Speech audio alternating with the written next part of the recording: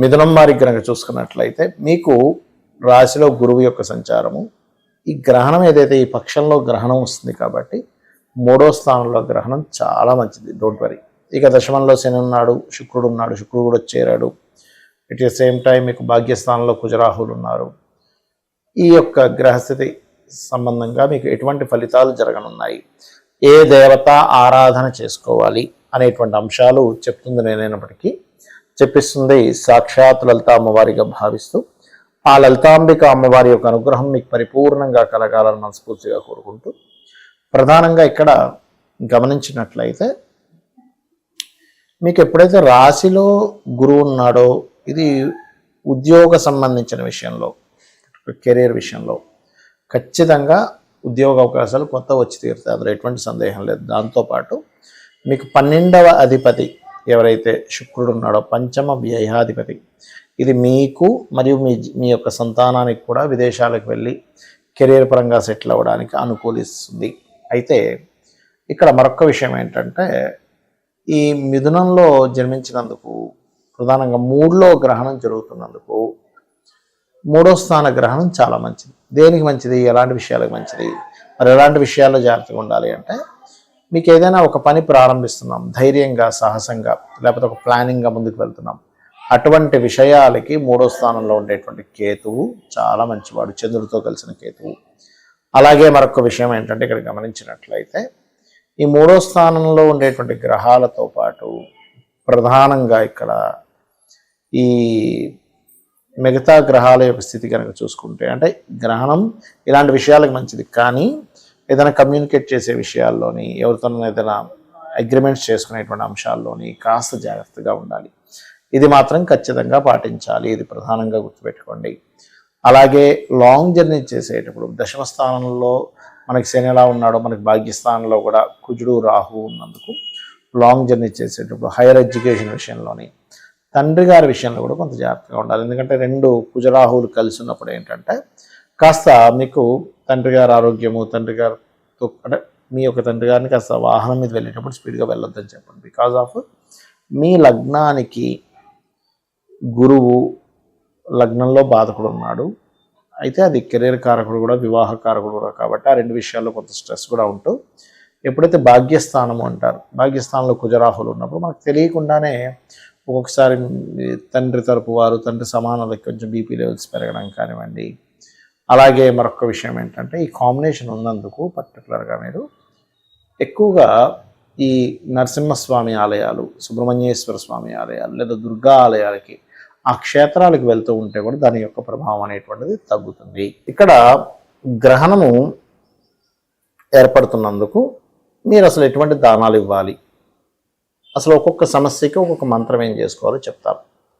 ప్రధానంగా దానం ఇవ్వవలసినటువంటివి ఏమిటి, ఇందులో 2 రకాలు. ఒకటి ఎవరికి వారిచ్చుకుంటారు, లేదా ఒక్కొక్కసారి సంతానం ఎక్కడో దూరంగా ఉన్నప్పుడు వాళ్ళ పిల్లల కోసం ఇస్తారు, అలా కూడా ఇవ్వచ్చు, తప్పేం లేదు.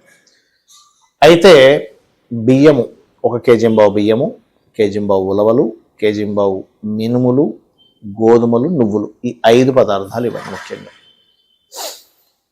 మరియు దీంతోపాటు మీరు వెండికి మన ఇత్తడికి సంబంధించి, వెండి కాదండి, వెండి చాలా రేటు ఉంది, ఇత్తడికి సంబంధించి చిన్న గిన్నె తీసుకొని దాంట్లో ఆవు నెయ్యి పెట్టి, ఏదైనా లోహాలు పంచలోహాలు రాగిలో వాటిలో వీటిలో ఉంటాయి, సూర్య చంద్ర ప్రతిమలు మరియు నాగ పడగలు ఉంటాయి, ఆ 2టిని ఇవ్వాలి, గుర్తుపెట్టుకోండి. ఇంకా తీవ్రంగా దోషం ఎవరికైనా ఉంది అనుకుంటే కనుక గోశాలకు వెళ్ళి గోవుకి సేవ చేయడం, గోవుకి ఏదైనా తినిపించడం, రామాయణ మహాభారతాలు లాంటివి వినడం చదవడం చేస్తే మంచిది. అయితే గ్రహణ సమయంలో, గ్రహణం అనగానే భయపడడం కాదు, ఇక్కడ మీరు బాగా అర్థం చేసుకోండి, ఇది సాధన చేసుకోవడానికి గొప్ప సమయము అని మీరు అర్థం చేసుకోవాలి. గ్రహణ సమయం ఓకే, మీరు ఇక్కడ గ్రహణం మీకు కనబడకపోయినా 4:35 గ్రహణ సంబంధించిన పట్టు స్నానం చేసి కూర్చొని 7:30 వరకు కూర్చోవచ్చు జపం, తర్వాత విడుపు స్నానం చేయొచ్చు. అయితే ఇక్కడ ఏంటంటే మీకు ఎటువంటి సమస్య ఉంటే ఎటువంటి నామం చేసుకోవాలనే దాని మీద ఉంటుంది. ఇప్పుడు చూడండి, ఎవరైనా సరే వాళ్ళు ఎదగలేకపోతున్నారో అని ఉంటుంది లైఫ్లో, అలాంటప్పుడు మీ లగ్నం పాడైందని అర్థం. అలాంటప్పుడు శ్రీమాత్రే నమః బ్రహ్మాండంగా మంచి ఫలితం ఇస్తుంది, రక్షణ కలుగుతుంది అమ్మవారు. అలా కాదండి మాకు ఫైనాన్షియల్గా బాగా ఇబ్బంది ఉంది, ఆ గ్రహణ సమయంలో ఏ మంత్రం చేసుకోవాలి అంటే ఓం సంపత్కరీ సమారూఢ సింధుర వ్రజ సేవితాయ నమ, లేదా ఓం ధర్మాధ్యక్ష ధనాధ్యక్ష ధనధాన్య విపత్తిని నమ. అలా కాదు మేము ఏది మాట్లాడినా మిస్కమ్యూనికేషన్స్ అయిపోతుంది, మాట్లాడాలంటే భయం వేస్తుంది, ఎక్కడ వీళ్ళు ఎవరితో ఏదైనా ఇబ్బంది అవుతుంది అంటూ ఉంటారు కొంతమంది. ఎక్కువగా స్త్రీలు ఎక్కువగా ఈ విషయంలో, పురుషులు కూడా ఎదుర్కొంటారు. దీనికి ఏమిటి లలిత సహస్రనామాల్లో ఆ 4 గంటల సేపు చేసే మంత్రం ఓం కర్పూర వీటికామోద సమాకర్ష దిగంతరాయ నమ. అలా కాదండి నాకు గృహం కొనుక్కోవాలనుంది, లేదా ఎడ్యుకేషన్లో డిస్టర్బ్ అవుతున్నప్పుడు ఏం చేయాలి? ఎడ్యుకేషన్లో కన్నా మీరు డిస్టర్బ్ అవుతున్నట్లయితే మీరు దక్షిణామూర్తి స్తోత్ర పఠనం చేసుకోవచ్చు చక్కగా, లేదా లలితాసహస్రనామాల్లో ఓం శుద్ధ విద్యాంకురాకార ద్విజపంక్తి ద్వయోజ్వలాయ నమ. లేదండి మాకు గృహ సంబంధించిన అంటే మణిద్వీప వర్ణన చేసుకోవచ్చు చక్కగా. అదేవిధంగా సంతానం కోసం ఇబ్బంది పడుతున్నటువంటి వారు శ్రీమాత్రే నమః అని, లేదా మనకి దిగంబర శ్రీ పాదవల్లభ దిగంబర అనే మంత్రం చేసుకోవచ్చు. రుణరోగ శత్రువులు ఎక్కువగా ఉన్నాయి, ముఖ్యంగా రుణబాధలు ఎక్కువ పడుతుంటారు, ఓం అపర్ణాయే నమః. అయితే ఇక్కడ ఏంటంటే ఓం అపర్ణాయ నమఃతో పాటు ఓం సంపత్కరీ సమారూఢ సింధుర వ్రజసేవితాయ నమః కలిపి చేస్తే ధనము వస్తుంది, రుణము తీరుతుంది. అదేవిధంగా వివాహం అవ్వట్లేదు అనుకుంటే ఓం కామేశబద్ధ మాంగళ్య సూత్ర శోభిత కందరాయ నమః. వివాహ జీవితం బాగాలేదు అనుకున్నప్పుడు ఓం శివకామేశ్వరాంకస్థ శివ స్వాధీన వల్లభాయ నమః.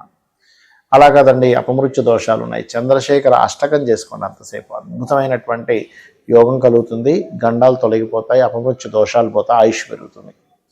అలా కాదు పనులన్నీ ఆగుతున్నాయండి అనుకున్నప్పుడు అష్టమీ చంద్ర విభ్రాజ అలిక స్థల శోభితాయ నమః అని చేసుకోండి.